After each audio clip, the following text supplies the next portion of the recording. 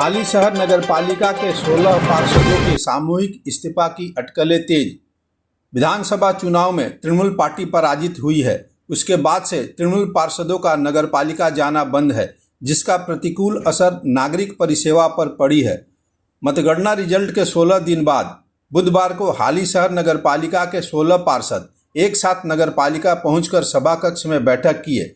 उसके बाद से अटकलों का बाजार गर्म है कि उनमें सामूहिक इस्तीफा देने की सहमति बनी है। हालांकि बैठक से निकले किसी भी पार्षद ने सामूहिक इस्तीफा की बात को स्वीकार नहीं किया है। अर्थपूर्ण रूप से हाली शहर तृणमूल कांग्रेस के अध्यक्ष और पार्षद प्रबीर सरकार ने कहा कि जनादेश को स्वीकारना चाहिए। আমরা সমস্ত কাউন্সিলররা আজকে একটা মিট করলাম, মিট করে পরবর্তীভাবে কিভাবে কি করা যায় সেই ব্যাপারে আলোচনা। না না, এরকম কোনো ব্যাপার নেই, এইরকম কোনো খবর নেই, এইরকম কিছু জানি না, এইরকম কিছু জানি সেটা ইনার আলোচনা, এটা আমাদের ভেতরে আলোচনা, এটা কাউন্সিলরদের ভেতরে একটা আলোচনা হবে। না না, এরকম কোনো ব্যাপার নেই। এবার দেখা যাবে পরবর্তী সিদ্ধান্ত আজ বা কালের ভেতরে হয়ে যাবে।